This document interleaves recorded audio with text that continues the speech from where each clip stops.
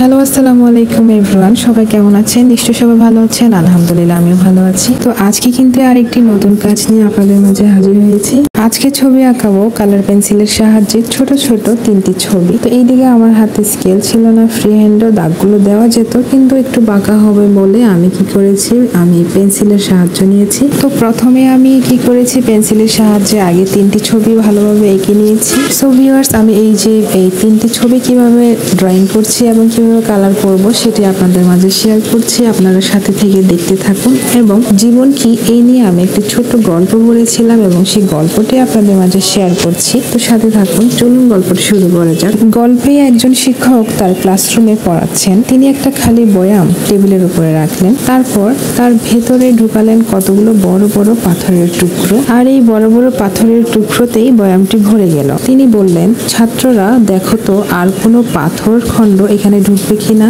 তখন ছাত্ররা সবাই বলল, না স্যার, ঢুকবে না। তারপর শিক্ষক বললেন, তাহলে বয়ামটা তো ভরে গেল, কি বলো? তখন সবাই বলল, জি স্যার। কিন্তু এবার শিক্ষক কতগুলো ছোট ছোট নুড়ি বয়ামটিতে ঢালতে লাগলেন। নুড়িগুলো পাথরের ফাঁকে ফাঁকে ঢুকে গেল। তিনি বললেন, এবার ভরেছে, কি বলো? সবাই তখন জোরে চিল্লিয়ে বলে, জি স্যার। তিনি এবার বালু ঢালতে লাগলেন। তারপর পাথর আর নুড়ির ফাঁকে ফাঁকে বালুগুলো ঢুকে যেতে লাগলো এবং এইভাবে বয়ামটি পূর্ণ করে তুলল। তারপর শিক্ষক সবার উদ্দেশ্যে বললেন, আচ্ছা, এবার আমরা যদি পুরো ব্যাপারটাকে উল্টো করে দেখি, যেমন আমরা যদি প্রথমেই বালু দিয়ে বয়ামটি পূর্ণ করে ফেলি, তাহলে কি হবে? তিনি বালু দিয়ে পাত্রটা পূর্ণ করলেন, তারপর আর নুড়ি কিংবা পাথর ঢুকানোর মতো জায়গা রইল না। তিনি বললেন, এই থেকে আমরা খুবই গুরুত্বপূর্ণ কিছু জিনিস শিখব।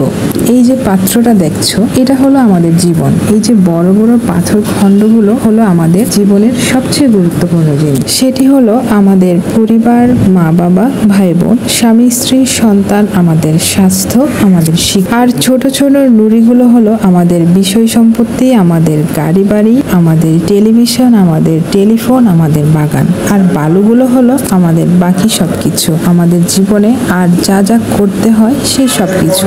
তো এর মূল বিষয় হলো, প্রথমেই যদি আমরা ছোট ছোট জিনিস দিয়ে জীবনটাকে ভরে ফেলি, তাহলে বড় কাজগুলো আর করা হবে না।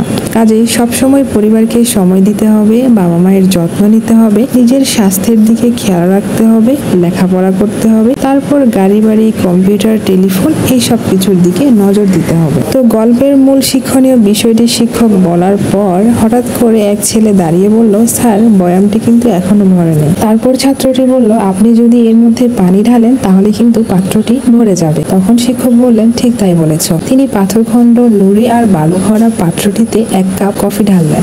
কফিটা পাত্রে ঢুকে গেল। এই কফিটা হলো আসলে আমাদের আনন্দ, মানুষের জন্য কিছু করা বা সেবার ব্রত থাকা। তুমি যাই করো না কেন, জীবন কিন্তু আনন্দময়।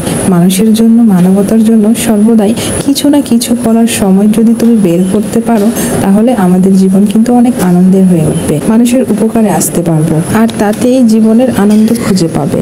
জীবনটাকে একঘেয়েমি করে না রেখে যতই ব্যস্ত থাকুক না কেন, জীবনটাকে উপভোগ করা উচিত। আর যেন সবচেয়ে ভালোভাবে জীবনটাকে আনন্দপূর্ণ করে তোলা যায়, এবং তা যেন মানুষের মুখে হাসি ফোটানোর মাধ্যমেই হয়। তো গল্পটির মাধ্যমে কি বুঝলেন আপনারা? আমার কিন্তু বেশ ভালো লেগেছিল, তাই আপনাদের মাঝে শেয়ার করলাম। আশা করি সবার ভালো লাগবে। আর গল্পটি কেমন লেগেছে সবাই কমেন্ট করে জানাবেন।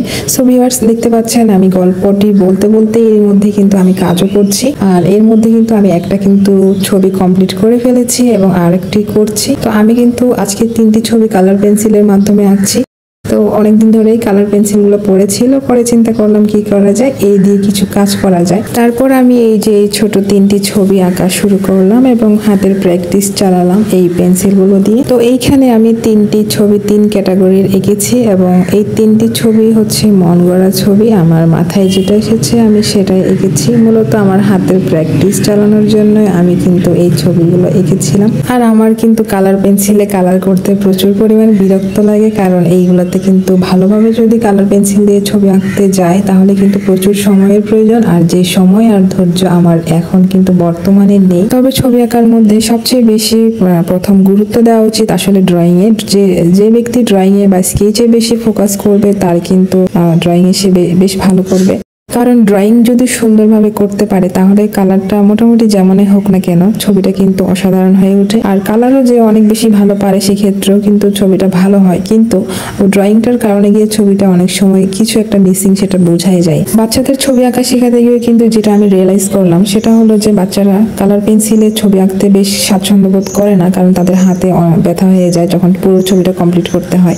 তো এই জন্য তারা কিন্তু সফট পেস্টেল বা পেস্টেল কালারেই বেশ স্বাচ্ছন্দ্য বোধ করে, কিংবা পোস্টার কালার বা ওয়াটার কালার, কারণ এগুলোতে কিন্তু অল্প সময়েই কিন্তু ছবি আঁকা কমপ্লিট করা যায় বা একটা সাবজেক্টকে পূর্ণতা দেওয়া যায়। আমি কিন্তু বাচ্চাদেরকে ছবি আঁকার ক্ষেত্রে পেস্টেল কালারটাই বেশি সাজেস্ট করি, কারণ পেস্টেল কালারে খুবই অল্প সময়ে একটা ছবিকে সম্পন্ন করা যায় এবং ছবিটার কালারের উজ্জ্বলতাও কিন্তু প্রচুর বেশি থাকে এবং কালারের বিভিন্ন শেড দেওয়া যায়। তবে শুরুতেই পেস্টেল কালার দেওয়া উচিত নয়, কারণ তারা কিন্তু বর্ডারে সুন্দরভাবে কালার করতে পারে না। তো এই বিষয়গুলো নিয়ে একদিন বিস্তারিত অন্য একটা ভিডিওতে বলবো। আজকের ভিডিও এই পর্যন্ত, সবাই ভালো থাকুন, আল্লাহ হাফেজ।